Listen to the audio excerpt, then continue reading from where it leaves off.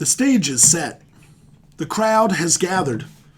The prosecutors and the defendants have gathered before the judge. There is a trial going on. It's been happening all week.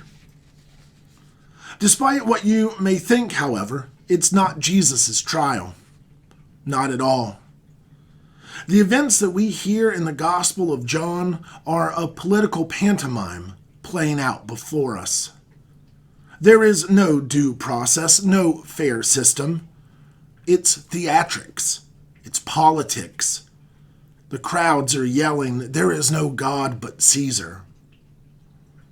There is a trial, however, and it is a test of will. It is a test of our will, of our faith, of our being. As we hear the Passion, the question that lays coiled like a serpent is this: who do we relate to? Peter or Judas or Pilate or the crowds? I feel like we would all rather remember our waving of palms on Sunday than consider that we might flee like the disciples on this night. Or worse, that we could get caught up in the chants of "Crucify him" with the rest of the crowd. Though tonight is Good Friday, court is in session, and the defendants are plentiful. Pilate, what did he do? When the crowds were yelling, he tried to walk the line. He tried to wash his hands.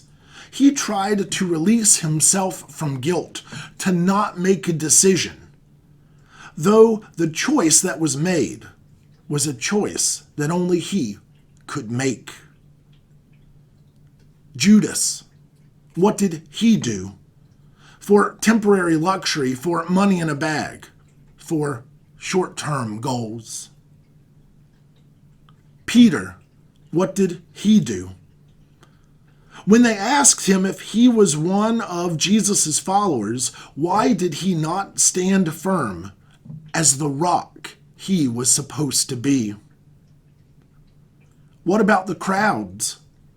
Where did the palms go? Those caught up in the moment and celebration of last Sunday have now changed as the wind has blown, and Hosanna has been replaced by "Crucify him." What about us? What will we do? The sadness that the world finds tonight is the sadness we see in the death of an innocent man, Jesus, put to death by no fault of his own, but by a system that wanted him dead, by a culture that needed him dead. Tonight we watch his funeral, but we also watch our trial, the world's trial, a trial that becomes obvious when we ask, who do we relate to? What would we do? These are not easy questions. In fact, they are questions we avoid in all manner of ways. Consider the beloved hymn, "Were you there when they crucified my Lord?" The words of that hymn ask the question, were you there? Before following up with, "It causes me to tremble." There's no admission of personal guilt, though there's also no admission of personal action either. What would we do? Trembling is not enough. Our judge in this court scene is the victim of our inaction. Not Pilate. Pilate is the pawn of a nefarious system. Not the crowds.